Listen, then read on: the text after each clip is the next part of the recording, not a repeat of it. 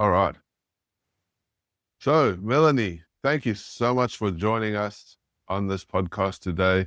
Before we get started, ladies and gentlemen, I would really love to welcome on board Melanie Warner. Melanie is one of the top media experts in the world. Melanie is a producer, international keynote speaker, a USA Today and Wall Street Journal bestselling author, and CEO of Defining Moments Press. She has coached thousands of subject matter experts on finding their purpose and monetizing their knowledge through writing books and being featured in the media. Melanie has owned magazines and newspapers for over 30 years. She is also a journalist who writes about business and has been featured in Entrepreneur, Fortune, Forbes, CNN, and many more. Melanie is an executive producer of the new TV show Recipe for Wellness, which airs in 250 million homes. Wow. She has been hired and endorsed by Tony Robbins, Dean Graziosi, and founders of Chicken Soup for the Soul, Mark Victor Hansen, and Jack Canfield. She has worked with companies, government organizations, and C-suite executives, celebrities, athletes, and authors, speaking coaches to harness and leverage the power of media to build their personal brand and create a lasting legacy. She helps experts, entrepreneurs write best-selling books and leverage it to elevate their brands and appear on TV, podcasts, and attract high-value clients and get speaking gigs and leave a lasting legacy using an amazing formula called the Book Me Method. Melanie is going to also share her amazing story today on how she's gone from a negative position of $3.6 million to a positive $4 million in 18 months. Just to give you a bit of context, guys, that's more than $8 million shift in 18 months. Melanie, thank you so much for joining us. I'm sure the listeners on this show are going to be super thrilled to hear your story today. Thank you so much. Oh, thank you for having me. I'm so excited to be here. I love your group down under in Australia and joining you from California today. So thank you for the internet for allowing this to happen. Yeah, exactly. The beautiful technology of the internet. Now, Melanie, thank you for joining us. I would like to start off by asking some questions, and I'm going to start with this question. Could you share a little bit about your journey in the media publishing world and how it's helped you shape you today?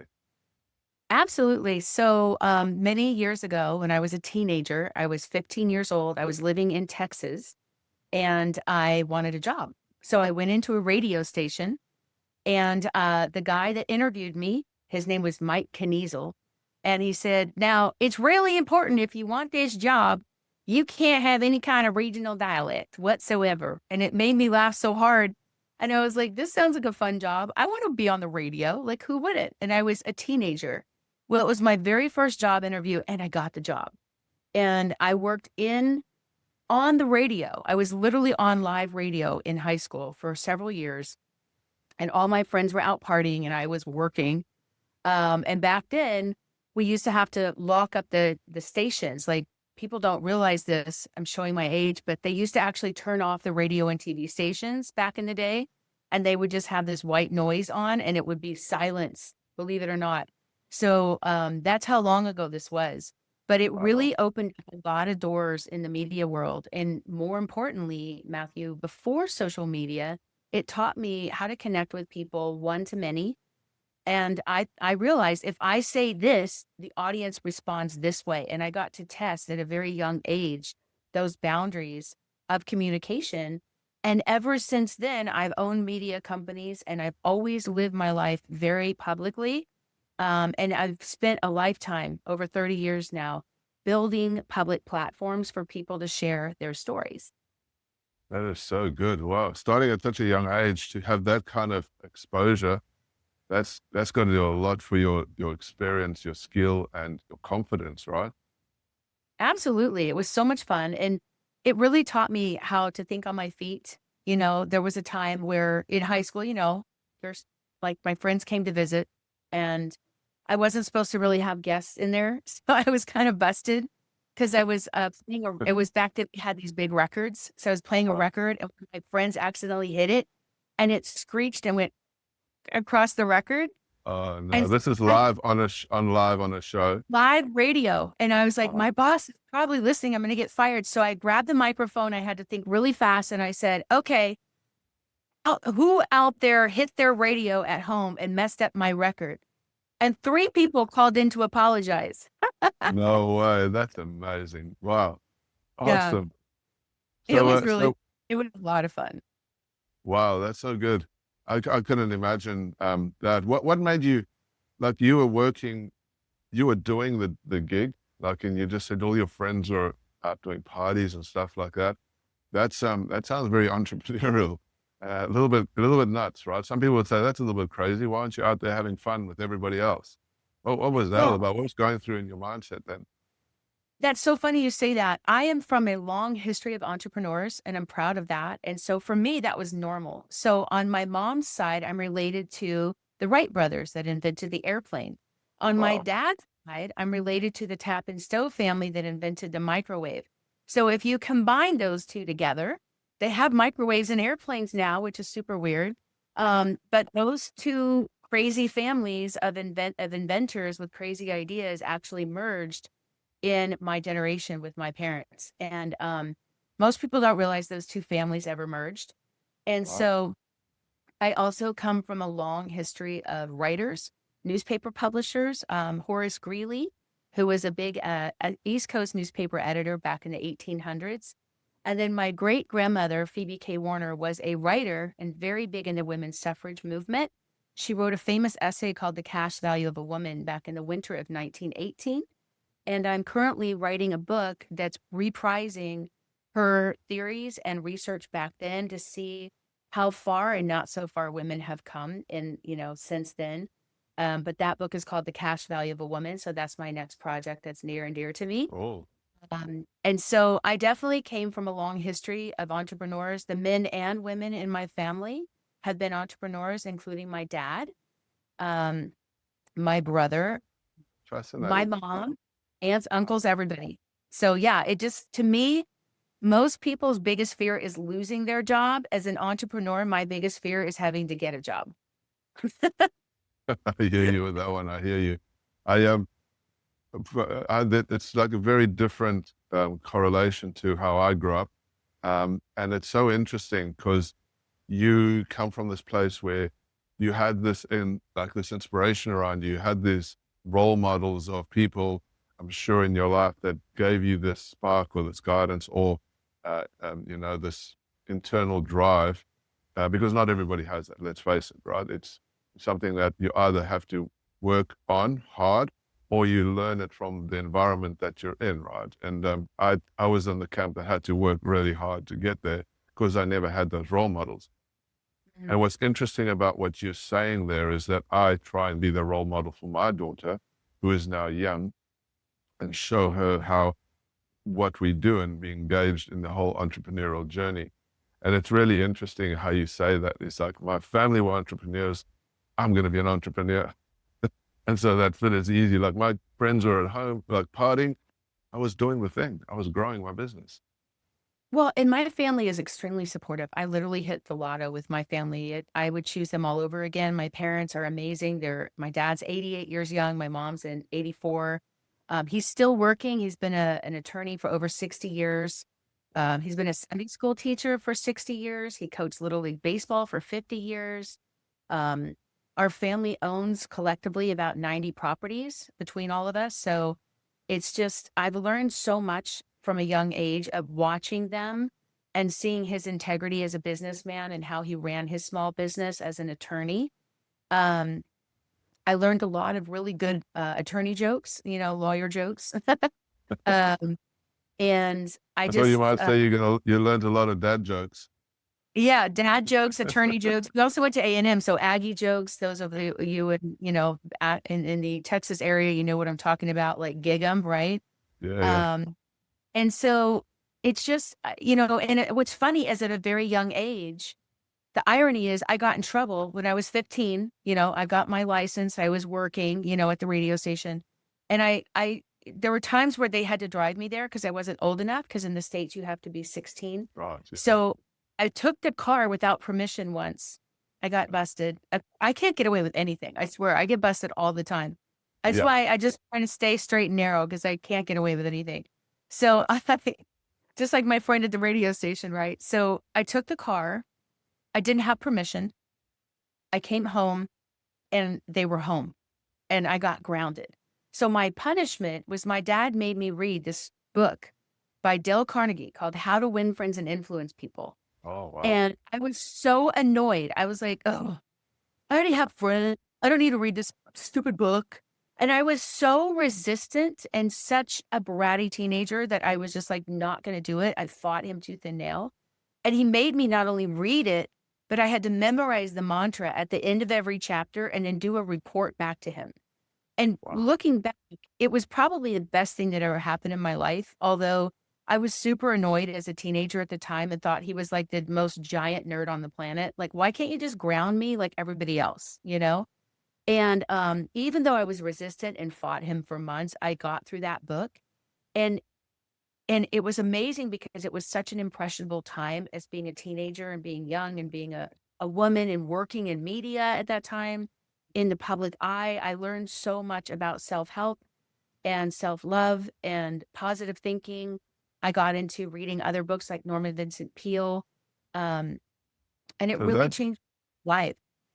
that's I've heard about lots of dads giving punishment, and dads do give punishment, but giving punishment to read a book and do a report, that is a first for me, I have to say. And that is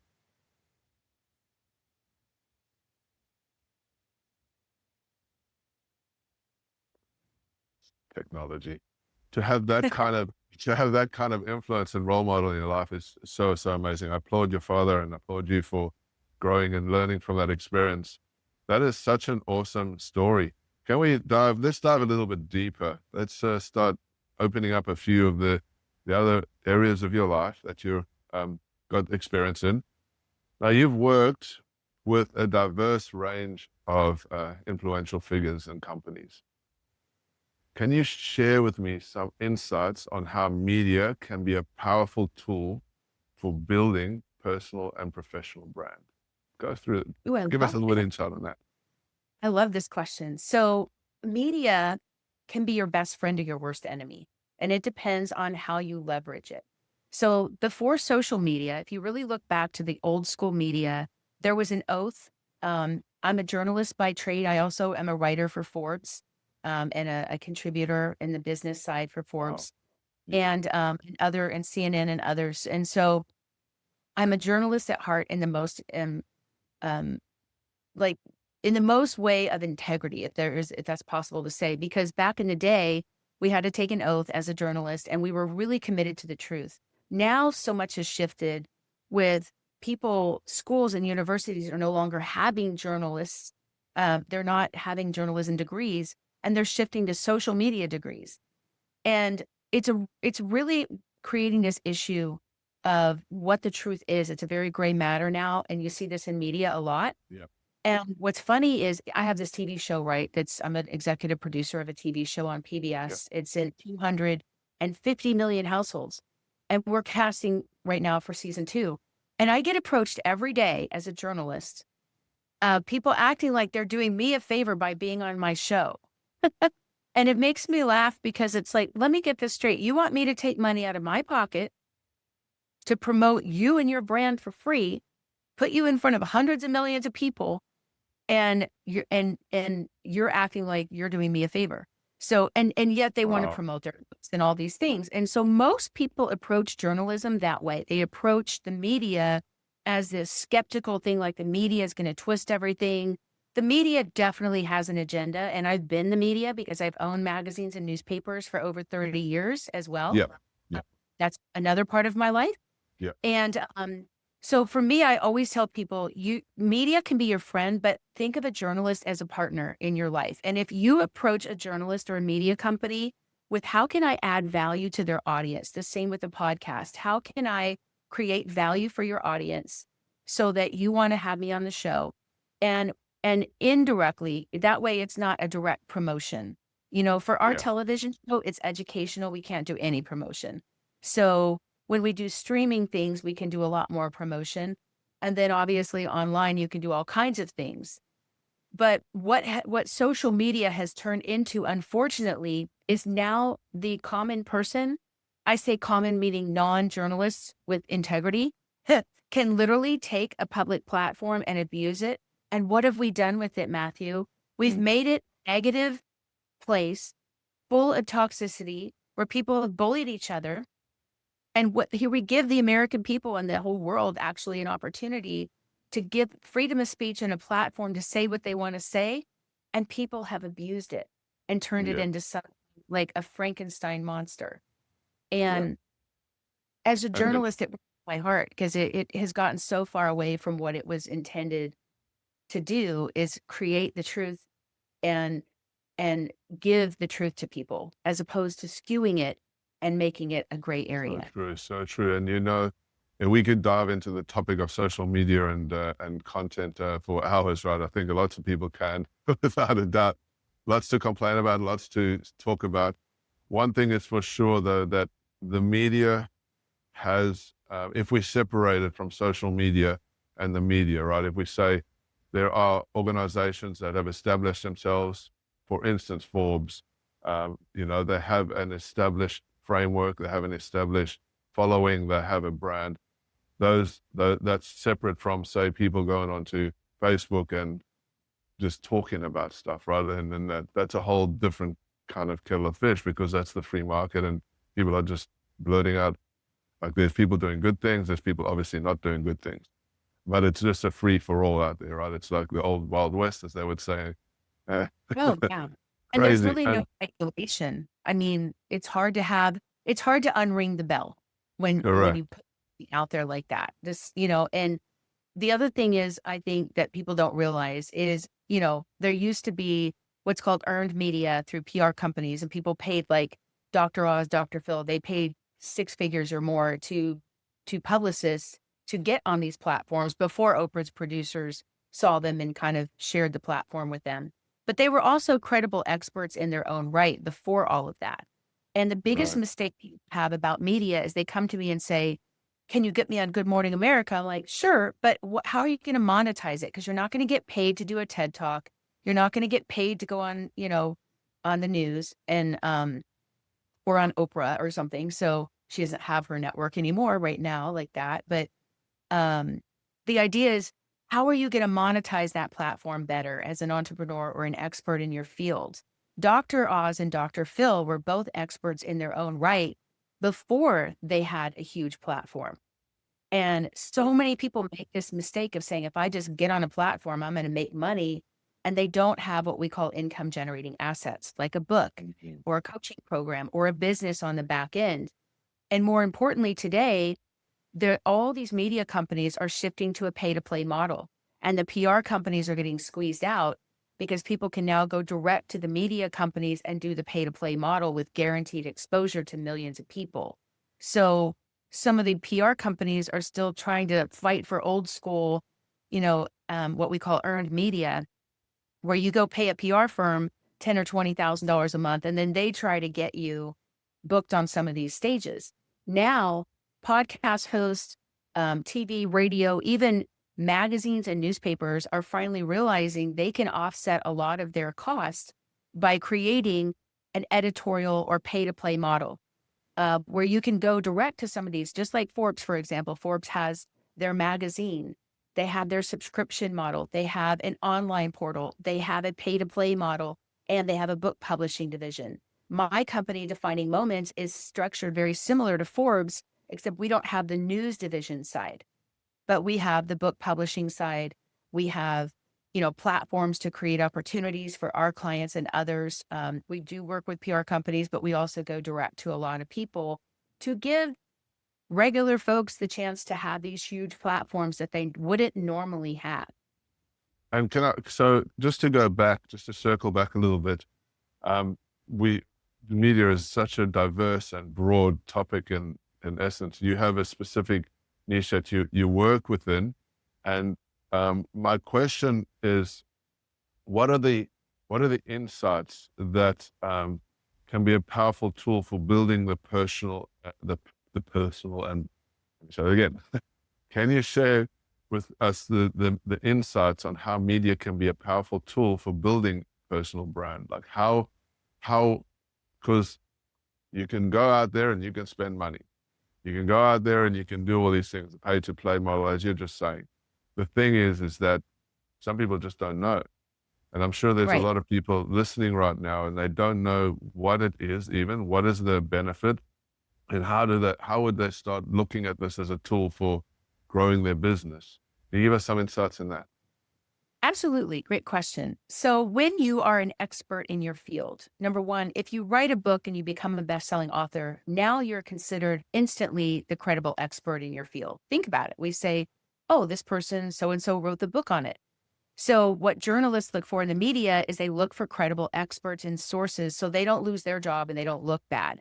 Because if they have a source and that person goes on Fox News or CNN and they look crazy, then everybody goes back to that producer or the booking agent or the PR person and says, what were you thinking? And so, the more that you can be credible, be professional, actually have books and assets and things that prove, Tony Robbins says success leaves clues.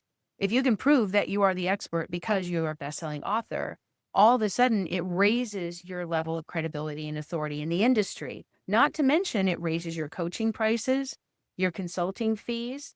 You can become an expert witness. And so the way that you take those, what we call income generating assets, like a book, like a funnel, like your business, you look at Dr. Phil and Dr. Oz, they leveraged media in a really big way. And now they're two of the top 10 doctors in the world as far as wealth and income. Dr. Oz, why is it that Dr. Oz as a doctor is worth 100 million? And most doctors are maybe clocking in 200,000 a year if they're lucky. What's the difference between Dr. Oz and your doctor down the street? They're both very great doctors.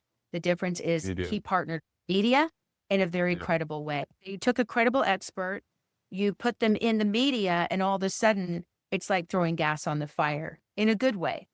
And so you Wow. can leverage media as a true expert if you learn how to speak to the media.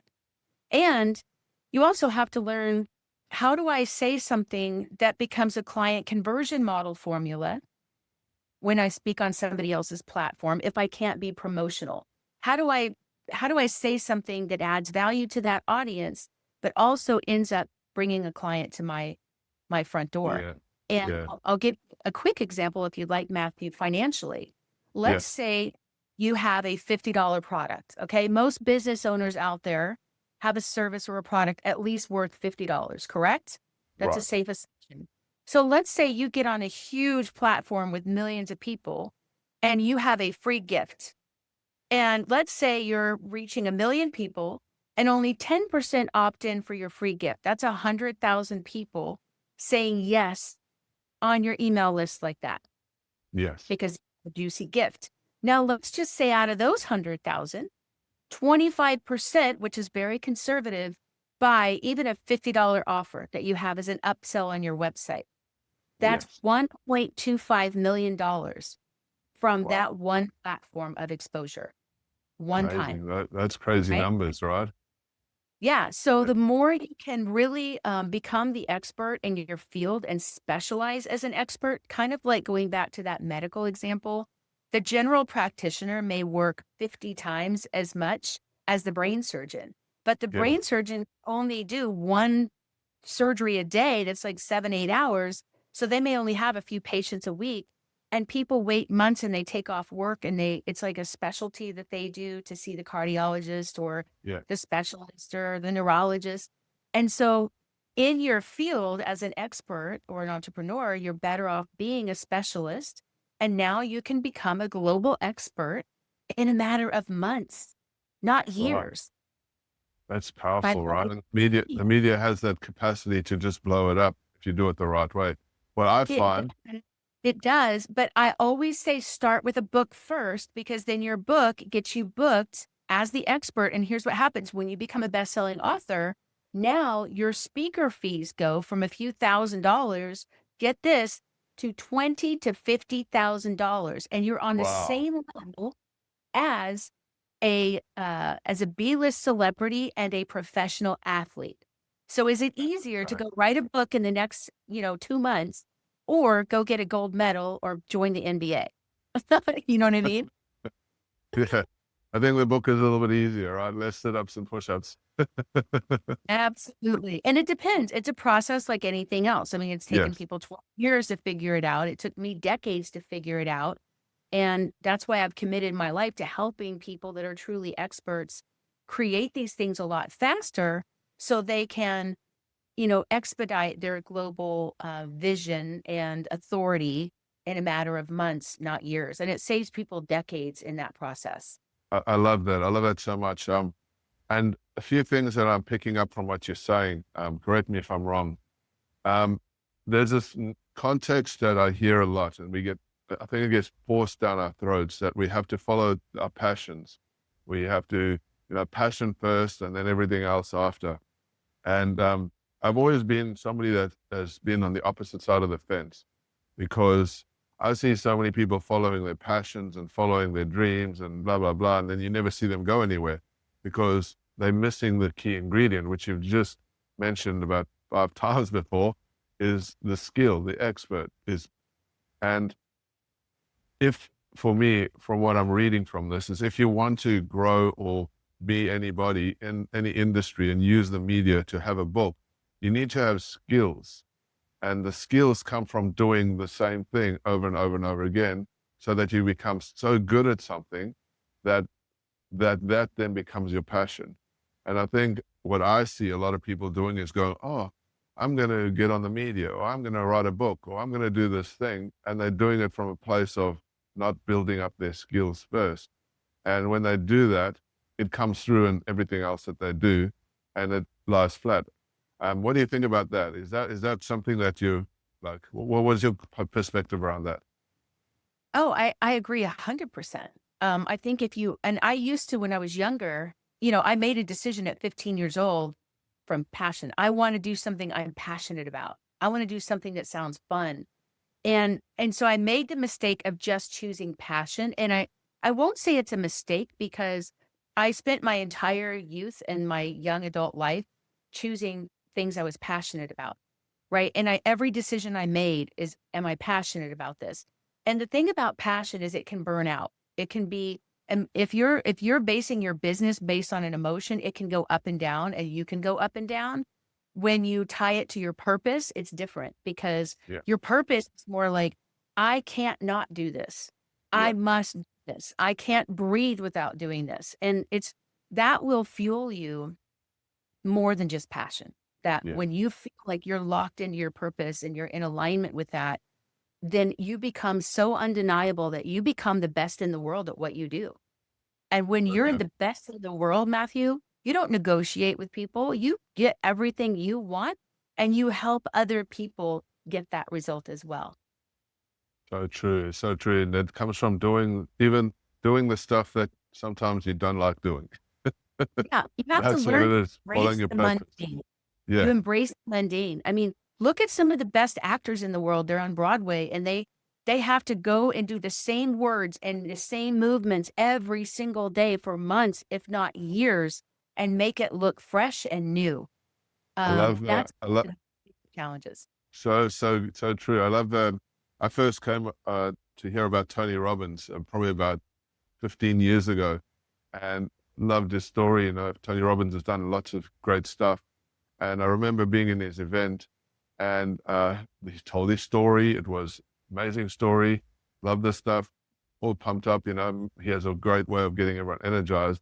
And just recently, I watched another one of his new. I think it's the Rise Up summit that he did because I wanted my daughter to learn about Tony Robbins. And so we did this as a family. And lo and behold, the same story that I heard like nearly 15 years ago, he's still telling today, nearly identical, just with a few little twists. And I'm like, wow, that's Yeah. it, right? Tony, Find the thing that works and Tony, keep doing it. Tony's amazing. He's been one of my mentors for over 20 years. And I actually worked with Tony's organization. I was a trainer at his company. And so it was really interesting during COVID to be behind the scenes and watch this incredible man who's just this giant of a man to begin with, physically and emotionally and mentally and spiritually. He just shows up so big in the room, right? And it was such a blessing because I remember laughing. He was like, there, let's just move. I was supposed to speak on stage in San Jose in March of 2020 at UPW. And we all know what happened in March of 2020. The whole world came to a screeching halt, right? And he was saying, it was funny to watch him navigate. It was very fascinating because he was like, we'll just move it to Vegas. They're never going to shut down Vegas. Right? Like that was something he would say. And he Yeah. was determined and he kept moving. It was Dallas and then Vegas and San Francisco. And he kept moving it around, trying to fulfill this huge event with thousands of people. How are you supposed to do that during COVID? And I'm always fascinated with Tony's innovation. And I watched him not only shift his entire business, and we all think we lost money. He lost millions of dollars in that environment. And he took all of his personal, like in-person events of the UPW, like Unleash the Power Within, where walk on fire. And how are you going to do that during COVID? And he got innovative and creative, which is what he does best. And so he gathered around the whole team. We had these meetings and I got to see behind the scenes of that and what happened. It was so cool because it turned into people, maybe people paying $5,000 to get in person to an online event in June of that year with over 250,000 people. He literally broke the internet. They're on with the people of Zoom going, what do we do here? And I'll never forget Tony turning with tears in his eyes saying, oh my gosh, this has been a dream of mine and a vision for so long. I'm looking into their living rooms and I'm seeing multiple generations, like you just said with your daughter, Yeah. of kids and parents and grandparents sitting on a couch, listening to every word I'm saying. I'm getting goosebumps right now, right? Me Because too. he was so moved by that. And it was a dream come true. And who knew that all that craziness had to happen for him to fulfill this huge vision that he had. And it completely changed how we do events. And it Totally. completely tested this theory of how you can still do an online Zoom and get the goosebumps like we just had. You can still do that online when you show up with that energy, even if you're not in the room with people. And And he changed. there's no boundaries. There's no like what do you call it? Like no what do I say? No Distance ceiling. boundaries, right? Location Yep. boundaries. Anywhere in the world, anyone in the world you can reach now and do And that it kind of instantly shifted the way we all do business as coaches, consultants, business owners. And we didn't know at the time that the whole world was going to have to operate like that forever, like where people were going to be moving their companies from home. We all thought it was temporary. Remember back then, even just a few months. Now, before that, what I call BC, before COVID, you know what I mean? We were doing everything in person. Like 90% of our events were in person, and the online stuff was considered flaky and not that good. And yeah. now, what we call AD or after death or after COVID is like everything is this hybrid where we do online and in-person events, but it opened up the entire world. And So our different. business went crazy during COVID and blew up in such a good way. And we all of a sudden grew so fast because we had clients all over the world and were able to recreate that same experience online that we used to do in the room. So true. So fun. I love it. And that's quite an experience having that, seeing that all come to fruition at that time. Must have been quite an Oh, experience. it So, was a crazy experience. And, another example of Tony, if you want me to share, something I thought was so brilliant that, okay, years ago, I wrote my first book. This was actually my book that was a book it was actually with Chicken Soup for the Soul. It was a Chicken Soup for the Soul book. It's wow. called Defining Elements and it's Coping with the Loss of a Child. This was a Chicken Soup book. I had a 20-year book deal with them and then they sold their company. So I thought I had it made. I had a major publisher. I thought this was the only way my book's ever going to get done. And, and I remember, I had all this stuff going for me, but I still couldn't finish my book. I still was like imposter syndrome and making excuses and questioning everything and spiraling and not knowing what to do. And I had two of the greatest mentors on the planet, Mark Victor Hansen and Jack Canfield, who were publishing my book with their company under the Chicken Soup Publishing brand. And they had sold more books than anybody on the planet, right? With their Chicken Soup over Yeah, yeah, yeah. 250 different versions of that book and billions So, of books. And Mark looked at me and he said, Melanie, stop thinking of who your book is going to help and start thinking of who your book is going to hurt if you don't finish it. wow. Matthew, I tell you, the next day, this woman in my hometown stepped in front of a train and took her own life because her son had passed away 15 years Wow. prior. And I thought, whoa, I have the solution for her. She's suffering, and I'm being so selfish and focused on my own fears that I just cost somebody their life. And it freaked me out. And so at that moment, I shifted. And within a few weeks, my book was ready. I had 50 different stories of parents who had experienced the loss of a child. And I got the book done. I was so excited, ready to launch. And then they sold their company and my book went along with it. It stopped everything. So then I ended up pulling my book out of their company. I created my own company called Defining Moments, and it is the new chicken soup for the soul. And their company went in a completely different direction. Nothing against the new owner. They just went in a different direction. Yeah. I realized it wasn't for me and we weren't in alignment, and that's okay. And Yeah. they've been amazing and supportive and have endorsed what we're doing. Yeah. And so we ended up doing multiple collaboration books for Defining Moments, creating this incredible publishing company. But here's the mistake I made. Are you ready? Mistake number 2. Yes. Once the book finally came out, well, first of all, it went from there to another huge publishing company. This was the largest publishing company in the world that was a Christian book company. So I thought, okay, I'm good, right? Yeah. I'll got faith-based stories in here. Let's go. Well, that person that owned that publishing company was a mentor of mine and was a New York Times bestselling author, was somebody I trusted. Yeah. Well, that person ended up releasing my book under their banner, and they never to this day paid me a dime. So my book Wow. sold 1,000 copies for years. I never got paid. And Goodness after 2 me. years of this contract, I got my rights back. So I started over again.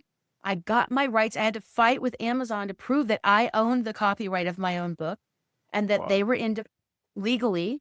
I didn't sue them, but I said, I want to get the rights back to my own book. Yeah. The day that happened, I got the email that I got the rights back. Guess what happened? I got a call from the FBI and they're Oh, like, how do you know the person? And he got arrested and indicted that day and is still in jail, this person. So I won't say wow. their name, Yeah. but Yeah. I'm telling you, the journey of writing books took decades for me and it was very painful going the traditional publishing route. And that's why I decided at that time, I'm going to release my book myself. I'm going to self-publish. And I did. And within 2 weeks, my book became #1 on the bestseller list. No. Yep. Wow. And That's amazing. that's How why did I'm an that how ad. did that make how did that make you feel? Oh my gosh. I remember being in Target, right? It's like a retail store here in the States. And I was standing at the checkout stand and I got this notification that my book was a #1 bestseller. And I started screaming and jumping up and down. And people looked at me like I was crazy or they thought I was having like some kind of conniption or some kind of seizure. They didn't. And then I remember the lady at the checkout, she had these earrings and they were wiggling like this. And she was just standing there staring at me. I'm like, my book just hit #1. And she just stared at me and blinked at me. And I realized, oh my gosh, no one has a clue what this feels like. They don't know how to even There's relate no to what I'm saying. context. Yeah. Yeah. She just kept blinking at me and her earrings were doing this. And I was just like, this is very anticlimactic, you know?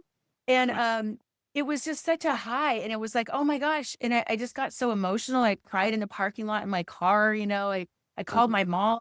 It was like, everybody was so excited and so happy for me, and it felt like my baby finally found the home that it's been looking for, and the people So finally started appreciating it, right?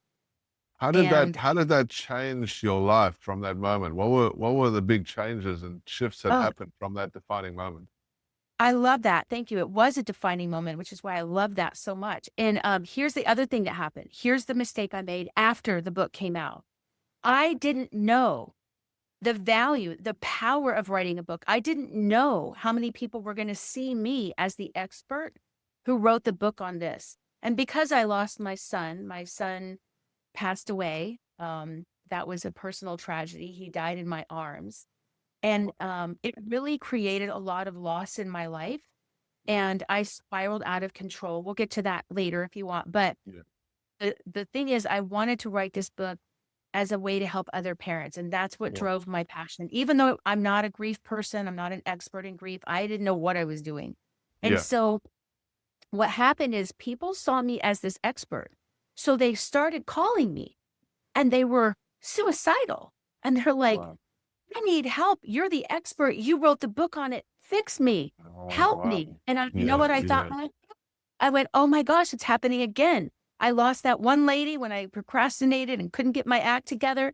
Now I've got these people threatening Yeah. to take their lives because they're hurting so much. And I don't know what to say. I'm not a counselor. So guess what I did?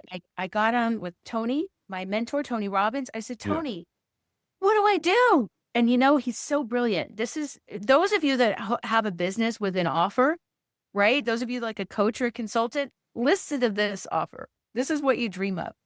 He said, well, what do you think you should do? And I said, he goes, what are your options to help these people? I said, well, I can go get my marriage family therapist, license. And he goes, how long will that take? I said, probably 2 years and a lot of hours, like 200 hours or something. And he goes, and where will these people be then? And I went, oh, they probably won't be here. And he goes, well, what else can you do? And he made me go through this torturous list of crazy things that I couldn't come up with anything. And he said, I have an idea. How's this for a pitch? He says, I am creating a course called Strategic Intervention, and I'm only going to allow 35 people to do it. And I believe that you are one of them because your heart is similar to mine. I want to transfer my knowledge to 35 people on this planet. And he said, I'm going to transfer my knowledge to only 35 people on this planet, and I want you to be one of them. Wow. And I'm in. And so within 8 to 10 weeks, I became a master life coach. I learned all these amazing tools for self-healing for myself. I learned how to make money as a coach. And I ended up becoming a grief coach for a little bit of time. And I really walked these parents through the darkest time of their life. And I learned that they were willing to pay to get out of that hole because it was so deep and dark. And I felt weird trusting them. I didn't know how to do all that. And so I learned a lot in that process. But more important, the power and authority and credibility of writing a book and becoming a best-selling author and how other people see you. So writing a book is a transformational experience, and you must become the person who wrote the best-selling book. So good. That was the Love it. defining. Boom. I'm getting goosebumps just thinking about all of that. That's just such an amazing story. Thank you so much for sharing that. Let's dive a little bit deeper. We got so much depth here. It's just crazy. I'm loving I know this. we could whole masterclass on this stuff. It's Yeah. crazy, right? So as somebody who has coached experts to find their purpose, what advice would you give entrepreneurs trying to identify and monetize their unique knowledge? Number one, I would say definitely write a book and highlight your expertise, right? And I'll give you another classic example. Let's say you owned an insurance company for 20 or 30 years and you've made several $100,000 a year or more, maybe even $1 million. And you know that area like the back of your hand and you want to retire. I believe it's selfish to retire with all of that knowledge. There are thousands, if not millions of people coming into that space, even just as one industry called insurance, where there are younger people or newer people coming into that, wanting to learn this market. They don't want to spend decades learning how to make 6 figures a year as an insurance agent. And they're willing to pay for speed and they're willing to hire you. And so you could write a book, create a course, and become a mentor to them, and they will pay you for that expertise. So you could fund your retirement through helping other people learn that process and save them decades at the same time. I love that. I love that. So that's fun. Retire. Monetize Retire. your knowledge and Yes. know your knowledge has value and people are willing to pay you for it. And look at the price you paid to earn and learn the knowledge that you have. That's so good. And that's so true, Melanie. A lot of people don't appreciate their value. I see it all the time. I deal with people that are experts. They've spent so many years building their craft. They have this amazing amount of knowledge, and they can do things better, quicker, faster, easier than other people because of these unique skills and nuances that they've learned. And I oftentimes speak to people and say, you should turn that into, sell that knowledge or do something, write a book, do a course or something like that to teach other people. It's just sad that a lot of people get caught up with the imposter syndrome and get caught up with the thought that they're not good enough or they wouldn't be able to serve people at that highest level. And it's really sad. You get the other people on the other side who have got skills and stuff, and then they know they can provide value, but they just they have these blockages, this procrastination, this thing about doing the thing right to make it simple. Like, how do they do it? I think that maybe it's a knowledge gap, right? That it's procrastination. But it's really sad that there's so many people out there that have got such a lot of knowledge and skill that they can bring to this world, but they're not doing it. What would you say to people doing what you're doing with books is the thing that they need to consider or try, or some tips to get them from feeling stuck, procrastination, or imposter syndrome to taking action on, let's say, writing a book? What would that look like? Great question. I have 3 words: do it now, because we all think we have more time. And there's a great quote by Miles Monroe, the late Miles Monroe, and he said, "The greatest treasures on earth are not in the diamond mines of South Africa. They're not in the depths of the brains of Silicon Valley, right? It is actually right down the street from you, and it's called the graveyard, because there are books that were never written. There were songs that were never written. There were businesses that were never started. And it breaks my heart to think, to me, a fate worse than death is wasted talent. And if you have a skill set, whether you're a great writer or a great speaker, doesn't matter. Everybody has a story. Everybody has a defining moment to share. Everybody deserves that opportunity to be able to share that with the world. And it's really just an easy process to learn, like baking chocolate chip cookies or building a car. Like, there's a process of creating this book and these assets that we call income generating assets. But it's all about monetizing your knowledge and your existing expertise. And you don't have to have new skills to do that. You can collaborate and work with people that will help extract that knowledge and put it into the right formula. And before you know it, it's out there in the world, and it's really creating impact and income for you. So if you Oh, don't know how to do something, I guarantee you there are other people out there who do. And instead of asking, how do I do this? Start asking, who do I know that can help me do this? I love that. That is so powerful. I love it. Wow, wow, wow. This is so awesome. Okay. I'm going to dive a little bit further now. I want to go into a story that you shared with me earlier. And you, we spoke about the context of you being 3.9 million. Right. What happened there? And tell me about the journey to get to that place where you back in $4 million positive. What was Wow. going on there? Talk to me about that. Thank you. Boy, that was such a tough time. And I'm a journaler. I've had journals since I was 15 years old. So I can literally go back and read my journals in that time and be immediately present with that pain, because it was without a doubt the hardest time of my life. And so it was many years ago, and I was living an amazing life. I was making $1 million a year. I had a great business that was thriving. I owned magazines, and I was happy. And I was married, and I had kids. Um, and I was in my 30s. And I thought, okay, this is the life I've worked so hard for. And it took me 20 years really to build this life and to learn how to make this kind of money. And then everything changed when my son, there was an accident. It was a medical error at a hospital. I almost died. I came about 90 seconds away from losing my life. And I remember laying in that hospital gurney, and the doctor said, this is life threatening and you might not make it. Now I'm going to share something with you, if it's okay, if I'm a little vulnerable here. But a week before that happened, I had found uh, this bucket list that I had written when I was 18 years old. And I had this huge vision for my life, and I had written down all these things I wanted to do. And I thought it was going to take an entire lifetime to do that, write a list of goals.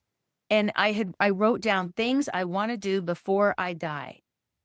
And there were things I had written when I was 18 that I found this list in my 30s that I had forgotten I even wanted. And I started marking things off that had already happened. So about a week before this happened, Matthew, that list was completely marked off. There was one thing left on my list, and that was to write a book that I hadn't done it yet. And I immediately thought, first of all, they're like, you might not make it. This is life threatening. My first thought was, what about my husband? What about my family? What about my laundry? Literally, like, I got dirty laundry at home. I can't die, you know? And then I thought, what about that book? I never finished it. I thought I had more time. And so nothing makes you more present than the thought of losing your life. Nothing snaps you into like priority and like urgency than thinking you're about to die. And you're literally, my blood ran cold and my whole life flashed before my eyes. And I didn't know it at the time, but I was losing blood and I had about 90 seconds left to live. So this was all happening very fast. I had a very powerful spiritual experience at that hospital that day as well, where God really showed me this vision for my life and everything I'm doing right now, even talking to you. Like, it's crazy how all this happened in a matter of seconds. And then I had this incredible peace that I just knew no matter what, I was going to be okay. For me, that's faith, and having that faith of like, no matter what, you can't threaten a Christian with heaven, right? And I had this peace, and somehow I knew it was going to be okay. Wow. And I didn't know till a few hours, about 90 minutes later, that I was going to live and I would recuperate and recover from that. Unfortunately, there was damage done for my son. So I almost died, but my son suffered brain damage. Um, he went into a coma, and after a few days, we had to remove him from life support. So it was definitely the hardest thing I've ever had to do in my life. As a parent, I never thought I could live through it. I didn't think I would survive it, to be honest. I shut down so hard emotionally that I really didn't care if my business survived, if my marriage survived. I didn't know. I mean, I was grateful that I lived through it, but I'm like, God, why did I survive that only to go through this hell of living without my son? And then I just shut down emotionally, and it shut down everything. I had to shut down my business. My only source of income, I spent 20 years building. I went through bankruptcy, foreclosure. I ended up getting divorced. Um, I was going through tax audits at that time too. It was insane. I had to go to tax court and represent myself in federal tax court, and I couldn't afford to hire anybody. I went from Wow. making $1 million a year to living on $1,800 a month as a single mom with 3 kids. And I had to learn to meet myself at my means. And I can't even tell you all the miracles that happened. It was brutal, I call it. I mean, it was beautiful and brutal at the same time. Yeah. Wow. Um, and at the time, I thought I was being buried. I didn't know how I was going to survive it all. And now I can look back and tell you that I was being planted for the growth and the opportunities and the success that my life has taken for today. Everything that I have that's good and successful today is directly tied to what I perceived to be a huge failure at the time. But it was like this new rebirth. Not only was my life starting over again, but my entire being of who I am was starting over again. And I had to heal in so many levels.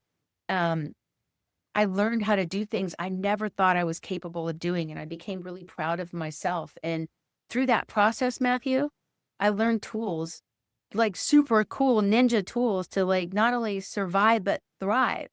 And and then I wrote my book during all of that. And so it was like, wow, like I learned how to do all these things. And so over that process, the book was the catalyst that changed everything and gave me that So good. confidence to go out there and get it done. And Wow. so learning all these things through all of that the hard way, that was really what shifted and gave me that authority to go out and like really become a voice in the community to help other people rebuild their life. I became grief girl and bounce back babe. Like I didn't even know that was going to be my superhero power, you know? Wow. It was Wow. it was like it just happened because I was trying to not just survive, but learn how to thrive again. And It's so so inspirational. the book was the catalyst. And long story short, I don't know if I it's so love short. that. It So it I'm so sorry. Sorry, Mandy. I'm so sorry for your loss. I can totally relate. My mum went through a very similar experience. I was a twin, so I really get that. I resonate with that. It's not easy for mums and to go through that experience. So my no, deepest apologies. But here's the thing, right? In all adversity comes, like, if you want to rise like the phoenix, if you're going to become a phoenix, you have to burn first, right? And Mhm. to rise as a phoenix means you've got to fight through the fire and build yourself up again. That's an amazing story. And what I so love is how your book, or the context of a book, is so much leverage in your life. It's so much meaning and so much empowerment that you've got out of it. It's really, really inspirational, which really hits home the value and the importance of the text, right? The book. So many Oh, people, absolutely. And the so many people expert don't value that. and the other experts that were in this book that were parents that had changed the trajectory of their entire lives because of the death of their children, like Mike Reynolds, who started the three strikes law, and some well-known people who shifted their whole identity because of what happened with their children. I learned so much from them, and it fueled me. And this was a very cathartic and healing process, knowing it was going to help millions of other parents out there. Because there's a very high rate of divorce in families that have lost a child. There's also a lot of siblings left behind where there's a lot of depression. There's even thoughts of suicide or attempts, or people that are turning to drugs and alcohol to self-medicate from this really dark pain that they don't know how to get out of. And there really is not even a word for it. If you think about it, if you're if you lose your spouse, you're called a widow. If you lose your parent, you're called an orphan, but it goes against the natural order of the universe to lose a child. They don't even have a name for it. And that's how I felt so alone in this grief, that people would see me in public and they would turn and run the other way because they're like, they didn't know what to say to me. And I felt so isolated and alone. And Yeah. I just became deeper in my faith, and it really carried me through. And I'm so grateful for that foundation that I had growing up in faith. And I just turned closer to that. And I got a lot of answers and direction from that to help me rebuild my life as well. Um, and what's interesting is, you know, I turned to other experts and mentors. And I turned to a mentor to help me learn how to be a coach. Gary Zukav was a mentor, and he gave me some healing words that transformed my grief like that. And Would you it was share interesting. those words? I can, yes. And I actually put them in the introduction to this book because I thought if no one reads the book and they just read the intro, maybe they'll get these words and be blessed, because it shifted the way I looked at grief forever, and it changed me and healed me like that. And I didn't think that was possible. So between the tools we learned from Tony Robbins about grief and strategic intervention, and these words from Gary that I put in here, it just blew my mind. And he said, and I'll share this with you real quick. He said, when your child dies, it changes you forever. And when a parent loses a child, the grief is a matter of perspective, the perspective of the personality or the perspective of the soul. And he said, from the perspective of the soul, these interactions between personalities are meaningful, and every soul comes to this world and this earth school when it chooses, and every soul leaves this earth school when it chooses. And if you look at Carson as a personality who lived for a short amount of time and encountered tragic circumstances and died, then you're looking at it from a point of personality. And we know personality is ego and fear, right? If you look at Carson as a soul, like yourself, like everyone else on this earth that left this earth when it chose, you will have a different perspective. You will be able to see the gifts that this soul offered to you in its short stay on earth. You will reach a place in your life where you are grateful that this soul chose to be with you and live life with you for however short amount of time. If you do not, you will live your life in anguish, thinking a tragedy has occurred. When your other kids have birthdays and graduations, you will say, Carson should have been here. through all of this time, you'll be imposing on your other children a burden to carry because no matter what they do or how successful they are, it will be causing mommy or daddy pain. If you look at Carson as a great soul like yourself, who voluntarily left in order to be with you and offer gifts, then you will begin the process to be grateful for the power of the interaction that you had with this soul and be able to receive the gifts that this soul came here to specifically give you, his siblings, and the entire world. And if you do not, you will be continuously turning away those very gifts, and you will be denying the very wealth of wisdom and compassion that was offered to you by this soul that you know as Carson, your son. Wow, that's so beautiful. Amazing. How Oh my it goodness. still brings tears to my eyes because Yeah. it it shifted how I saw grief, and I've never looked at grief differently. And I know I am connected as a mother to my son. That soul, that mother-son love, that soul love is the part of us that lives forever. Gary taught me to understand that that soul never dies. So therefore, no one ever dies. No matter what your Amazing. religious belief is, we believe in souls, right? Just like your mother and you lost your twin, but you still have that soul connection to your twin. And your mother still has it with both of you, no matter whether you're all living or not. So And true. that soul is the eternal part of us that lives forever. And when we learn how to tap into our soul, not just our power, our purpose, our passion, but our real soul, and it can guide us and take us to places that we can't, that our brain won't allow us to go. And that's what I love about Gary is he matches your soul with science to where it just makes sense. And all this grief and tragedy in the world still has purpose. And there is purpose in your pain. And Wow. it became my life mission to help people understand that and share that with the world. So deep. That's so deep. I love it. Thank you so much for sharing that. You've been so authentic and real, talking about all this stuff. I'm sure the listeners would agree that that's mind blowing and amazing story. Um, Thank you. cool. I'm got Learned to be goosebumps. transparent. I learned to be transparent at 15 when I was on the radio because my entire life has been in the public eye. And I've lived and grown up in my life in front of other people. And Yeah. I believe that that prepared me for where we are today in this world of authenticity, where transparency becomes a currency, right? In this world of fake book and fake it till you make it, and people posing in front of fake cars that aren't even theirs to try to look like they're making money and, posing with their stupid jets and all that stuff. Like most Yeah. people are so turned off by that now because it's all about, are you a real person and are you authentic? Are you going to allow yourself to be vulnerable? Because there is power in vulnerability. It is not weakness.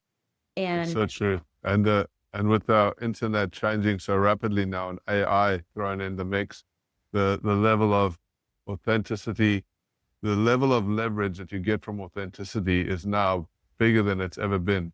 If you know how to harness that authenticity and that transparency, it gives you an unfair advantage because so many people are hiding behind the barrier of automation and AI now, yep. that if you're prepared to and you've got the courage to stand out and be authentic, you're going to stand out above the crowd way easier because of that, I think.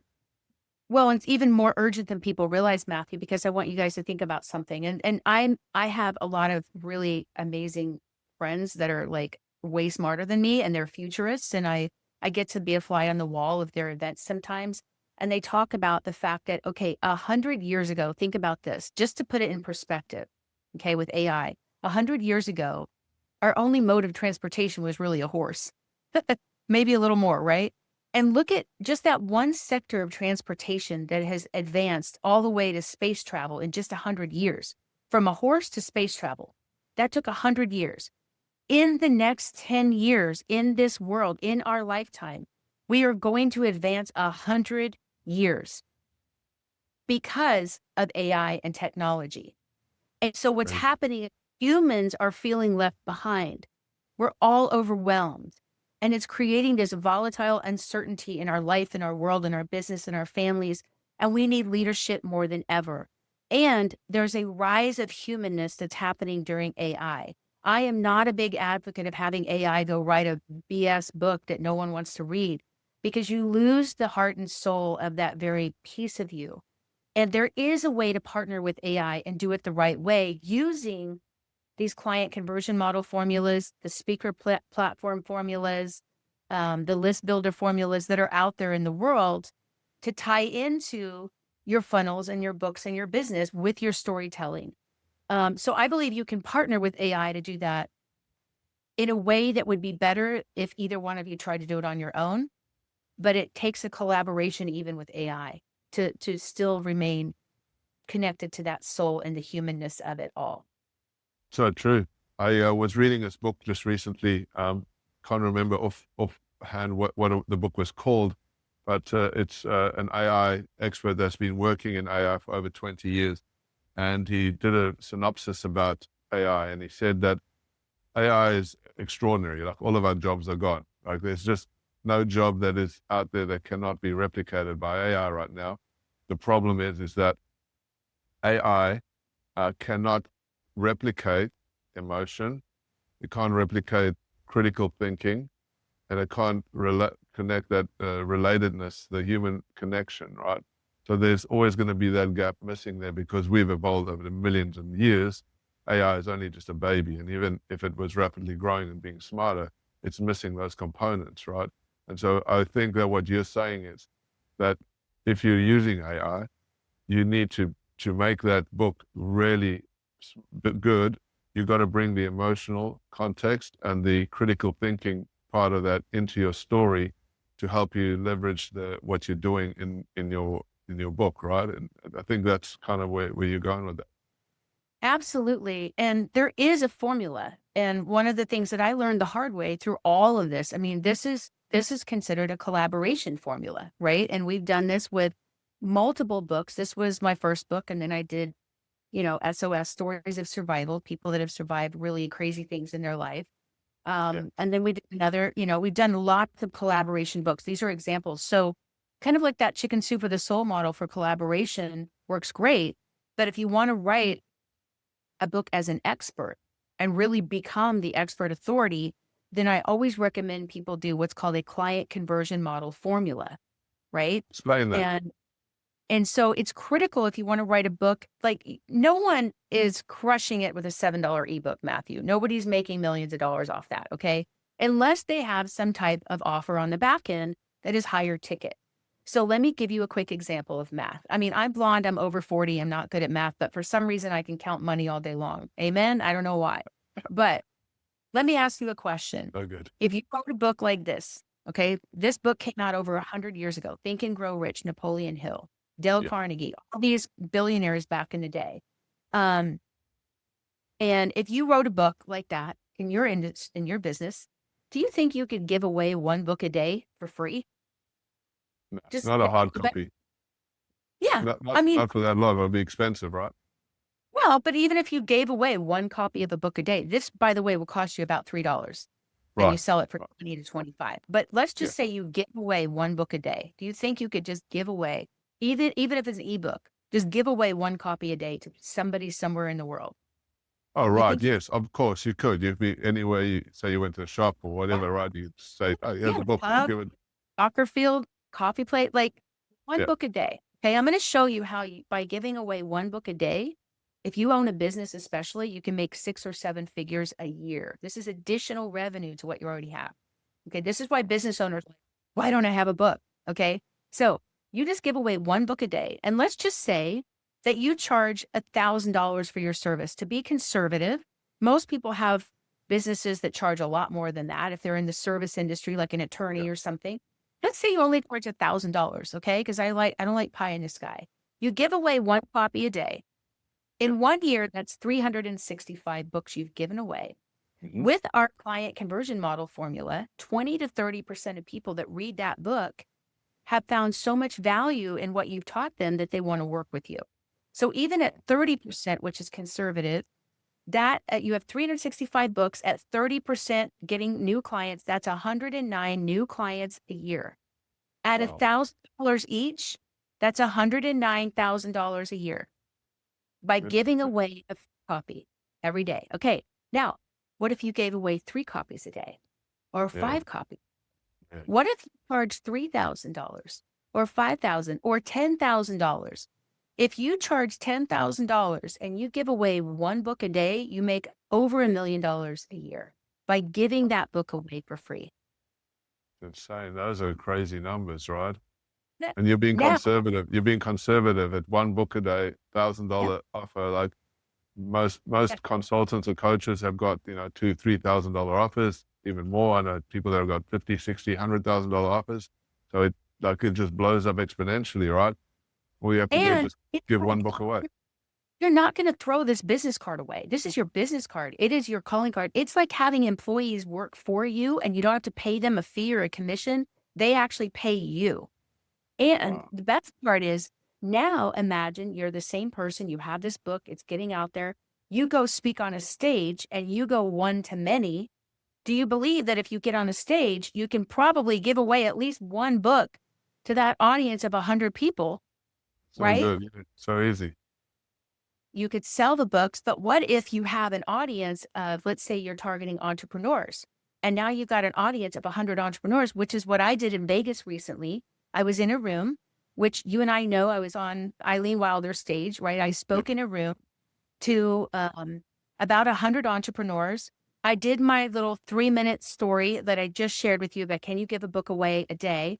I've generated over $200,000 from that 3-minute talk, and I Wow. only had 1 book to give away for free. And everybody in there's like, can I get a copy?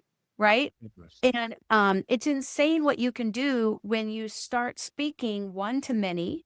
So you write a book, become a best-selling author. Okay, follow me. You give your books away. You speak for free if you want to.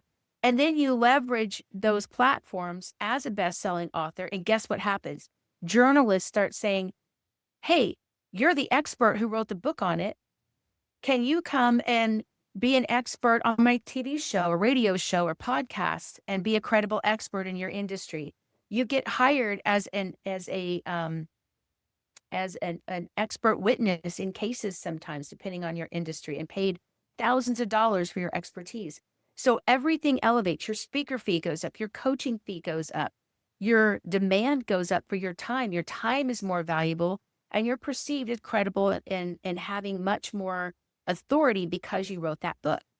And your book gets you booked on podcasts and in the media and elevates you very quickly.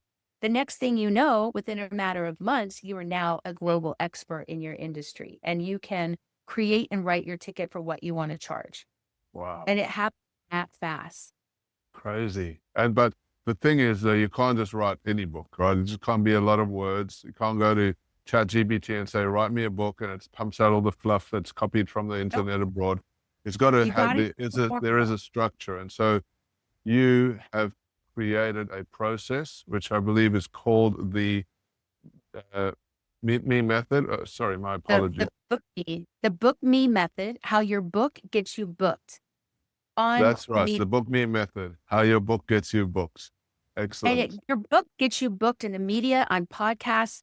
It gets you booked on client calls because now they see you as the authority. Again, remember how I did it all backwards. I went through my own funnel backwards and upside down, and it was painful. Like writing this book first, not Yeah. having an author, not being a coach, I lost a lot of money. I still made millions of dollars off of this book. And this book started everything. And Yeah. it's now been many years and many books later. But we've literally helped people write, oh my gosh, thousands of books all over the world, millions of people that it's impacted. My personal goal, Matthew, was to impact over 100 million people. And we did it in less than 2 years. What? Yes. Yes. And creating our people library, right? You go to a bookstore or a library and there's all these brilliant books around, but we did it with people and we curated experts in over 300 different industries. Wow. And now I've got the TV show that we created as a platform for our experts in health and wellness. And guess what happened? A year ago, those same experts, including our host, he even had a book and he was not charging enough. He was charging $5,000 per gig for speaking. Now he's at $100,000 a day for corporate wellness programs because of the book, the TV show, and how he's raised his brand in the last year. And it's the same guy with the same amount of knowledge. The only thing that's changed is he partnered with the media instead of working against them. And he's leveraged it all the way up to That is so $100,000 a crazy. day. Wow. And it's all Isn't that? about, that's amazing. And it all comes from writing a book, writing a book. Yeah. Who would have thought? Now, And no one realizes that. you have an incredible story. You've given us a lot of massive value and information and tips here. How would somebody, now this is one of the biggest barriers that I think for a lot of people when it comes to writing books, is that there's a lot of work, a lot of time, a lot of energy required. You've got to sit for months and months and months, formulate steps and formulate paragraphs and formulate all this stuff. And for a lot of people, it seems like they've just, it's too hard basket, right? I'm a busy entrepreneur. I've got all this stuff going on. How am I ever going to possibly even contemplate just a minuscule thought of writing a book? What would you say to somebody like that? I love that because I would say to you right now, we could literally take this interview and we could transcribe it and make a book out of it. You know, if you have a podcast, you have a book. If you have a presentation, a webinar, you have a book. So most of you have already created content in your business and your life. And if you're an entrepreneur, you have to be a good communicator. If you're a communicator, you're getting paid to communicate your expertise already. You're just not monetizing it. So we're not about reinventing the wheel. We're saying, let's take your knowledge, let's extract it and put it in the right formula. And we even have ghostwriters that will do that for you and write your book in 30 days and launch it to bestseller. 30 days. Yep, 30 days. It doesn't take very long because it's just a quick interview and we're extracting the knowledge that we need to plug into the formula that works. So you're telling me that a busy entrepreneur, somebody that's crazy busy in the day, can't even think about writing a book, can have a book in 30 days. Yes. And the process is you work with our writers, and we do have a process where people want to learn, like we have a done with you where people want to learn how to write their book and Gotcha. they do all of this and we can still close that gap. It's about 18 minutes a day and they finish in 8 weeks. Right. The other process is our done for you, which we call expert mastery. And that is Gotcha. where we partner you with a best-selling author who's one of our writers. You interview 1 hour a week, and in 4 weeks, 4 hours of your time, your book is completely written. You Oh, I have love your that. at least you have your first draft, right? Then there's a lot of other things that we can do. There are sponsored type books, like for example, this book we made over $130,000 off the book before we wrote one word. Wow. And if people want to do collaboration books, we show them how to monetize them before they even write and how to sell thousands of books before they write it. So it pays for itself. Right. So just to be clear, you have a process where somebody who's busy can go through that learning experience and do pieces of the whole puzzle, build it out. You show them how it's done. You have a framework, follow the steps. And then for people that are next level, they can just go, I've got only 4 hours. It takes four, Yeah. 4 hours. Like that's not even a lot of time, right? If you think about it. And then you're going to help create, formulate the book. And within 30 days, you can have a bestseller. Yes, we write the book. We do the formatting, the book design, the cover design. We do the testing. We do the marketing. We do all the category research. Everything that took me years to figure out, we do all Yeah. of it for you, the complete done for you package. Wow. We launched your book to #1 on the bestseller list, guaranteed, which we have 100% success rate, Matthew. That is We've amazing. never, every one of our authors that we have launched has hit #1 on the bestseller list. You Then know, sorry, Karen. Okay. And we also, we launched their book. We also build out their funnel as an author, speaker, coach so that they can use SEO to get booked in the media for people to find them easily and buy their book directly if they want to sell it versus just selling it on Amazon and sending them customers. And then we also have a really cool little thing called Speaker Camp that we invite people to where they come out to California, hang out with us for a few days and get this. We booked them on the NBC morning show. We Wow. filmed their professional speaker reel, right? Right. We actually create their whole media kit for them and all this materials. And we do professional headshots and photographs of them speaking on stage. And we train our authors how to be speakers, and we train our speakers how to write books, and we show all of them how to become a coach or a mentor. So now they had multiple generations of income. Wow. That is so much value. I'm blown away. So let's take a little bit of a step back. I I see I see so many people around that want to do everything themselves, right? They want to, oh, I'm the entrepreneur. I'm going to struggle through this thing. I'm going to try and figure it out. And so they spend months winding around with stories in their head, backwards and forwards, procrastination, this and finding time here and this is when things never happen. And I'm always under the opinion, because I've done this for most of my life, most of my last 10 years as an entrepreneur, is that I've realized is that if you want to get something done quickly, work with people that can help you get it done quickly. Because there's experts, there's professionals out there that can do this stuff faster, better, quicker, and you get the result that you want. And so much less thinking. Like, I just love this idea that you can create a book, right? You talked about how valuable this book is, and I'm sold on the idea of creating a book. But not only that, I can get a book with you, but that book is done in such a short period of time if I'm just prepared to invest in that to get it done, right? Like it's just for me right now, standing here listening to all of this, it's like it's a no-brainer, right? It's just a no-brainer because I know, we all know, everybody knows, we've seen the value and the power of the book. Everybody from Dale Carnegie to even Tony Robbins, everybody talks about the power and the value of a book. And so as an entrepreneur, you'd be amiss to not be wanting to get a book in your And, repertoire, right? To and can to I to tell have you, it done, can I to tell have you, it done by you guys so quickly, like that's just stupid amazing. and the funny thing is, a big secret in the industry is that most people don't write their own books anyways. Almost every famous person you know has had a ghostwriter. They don't talk about it.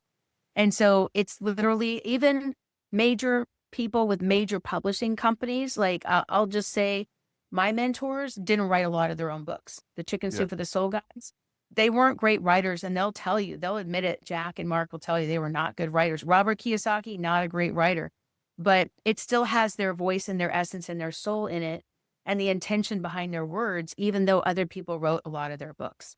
So good. So good. You don't even have to write your own book. I'm sold. I No. love this. Yeah. You don't even, and you can make money. The other myth is you can make money off your book before you even write one work. We have a client from Israel. English is her second language. She made $64,000 in 48 hours before she wrote one word, just from doing a collaboration book with people who wanted to also write a book Spreading the or even, word. yeah. So it was like a chicken soup for the soul model, but they committed to so many books in advance to be part of that as a collaboration. So there's a whole model and formula for that as well that we really spell out and give people, like the scripts, the templates, everything, depending on here's what kind of book you want to create, here's who you want to help. We start by defining the who. And I will tell you, years ago when I was 18, I started my very first business as an entrepreneur. I had an amazing mentor, and he always said, listen to the people who have what you want. And my entire life has been following mentors because they will save you decades. And a mentor is worth 1,000 coaches. They will take you under their wing. They will take you by the hand and show you everything you need to do or do it for you. And every time I followed that advice, I've had success. The minute I go out and try to reinvent the wheel, I fall flat on my face every time. So Too true. this is Too no true. different. Yeah, man. Too true. So good, Melanie. So good. Thank you so much for sharing. How would somebody like, if you were going to give somebody advice on getting started with a book, what would that advice be? Like, what would be the very first starting points of, like, I'm sitting at home and I'm listening to this and I'm going, I want to write a book now. What would be a kind of how would I go about doing it? Great question, Matthew. I would say the most important thing is think of who. Who are you writing this book for? Because you've got to write the book people want to read, not just the book you want to write.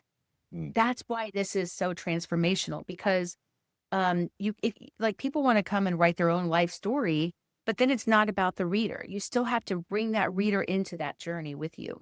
So if you're writing a how-to book, they're so popular and there's never enough content out there. There are people making thousands of dollars a month teaching seniors how to do yoga, right? Like it's crazy Yeah. when you really Yes. break it down, Yes. especially in the how-to categories of life, health, and relationships and wealth. Those are the areas that people want to learn more about, and they're willing to invest in support or learning how to do something there. So you've got your business to consumer books, you've got your B2B books, you've got your business to enterprise, your business to government. There's different ways of doing business with people. So start with the who. Who do you want to help? What problem do you want to solve? And then start thinking about your outline of what are the steps that it would take to get somebody from their hell to their heaven, right? Here, they're on this hell island and they want to get to heaven without dying. What is that process? And what do Yeah. those steps look like? Identify those steps, and guess what happens?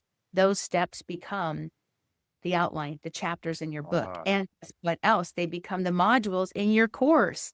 Wow. And then when you are being a mentor or a coach, you're taking somebody by the hand and you're just walking them through the steps of the process and you're coaching within those gaps. Now you're going to charge more for your time. It's the same steps, the same system, the same information that you already have in your head.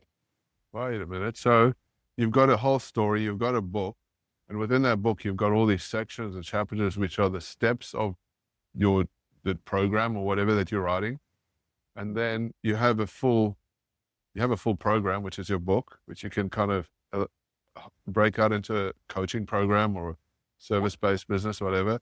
And then within that book, you have all these little pieces that you can use to create different things as well, just from It's this the one. same content. You're just Wow. repurposing it as different income streams. Isn't that brilliant? And it's so So good. simple we make things so complicated because we're all humans and we have brains and we think we're so smart, but then we sabotage ourselves out of fear and imposter syndrome and who am I to write a book? And I don't know what to do. I don't know where to start. I don't have time. All these things that are limited beliefs because it's already in us. And just like my favorite quote from Think and Grow Rich, okay, that more gold has been mined from the thoughts of man than has ever been taken from the earth. Think about that. Yeah. We have gold in between our ears here, in our brains, in our experience of life. Your experience is your expertise. You Yeah. don't need a life. You don't need a degree. You just need to go share it with people. And that gold doesn't just pop out of the earth. It is extracted, sometimes by force, sometimes by discovery. So when you have a collaboration and people that are in that same like-minded value system and hierarchy of like being a thought leader, and we extract that knowledge from you and put it into that formula, that's what creates this exponential growth so quickly for people.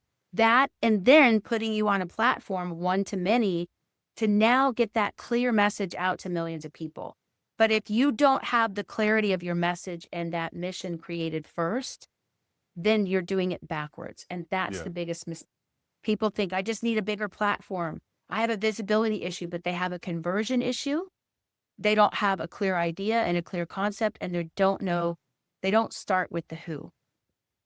That's amazing. And that's so true. The message is always the most important, right? Who you serve and who you don't serve. But I always say now, How you help them. and how That you, that yes, of course, and how you help him because it's the process.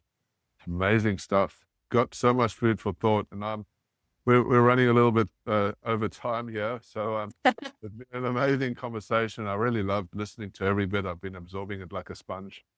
Thank Lots of good, valuable tips. Really a lot of food for thought. So if you could, please share with the listeners how they can connect with you. I would love to give all of your listeners a special gift, which is free training and a couple of free resources. We do a free demo to show people exactly how to do this. So if you want, you can click the link. However you're seeing this interview, there's a link below that will take you there. Or you can also go to our website, mydefiningmoments.com, moments with an S, mydefiningmoments.com. And you can fill out an application to work with us. And that will get you in our stratosphere so that we're aware of you. We want to know more about your ideas, your book, and then we can book a call with somebody in our team to kind of go through what your goals are and give you this whole map of what you need to do, plus additional resources for free that you can use to immediately get more clarity before you start doing anything. Fantastic. Thank you so much. I would appreciate that. Guys, we'll stick that in the link below and wherever this podcast is being streamed. Melanie, thank you so much. It's been an honor and a privilege speaking to you today. I've gained a lot of knowledge from you from this session. Thank you so much. Oh, thank you, Matthew. Thank you so much. I You have appreciate an you. amazing day going forward, and we'll talk again soon. Sounds good. Thank you, everyone. Take care.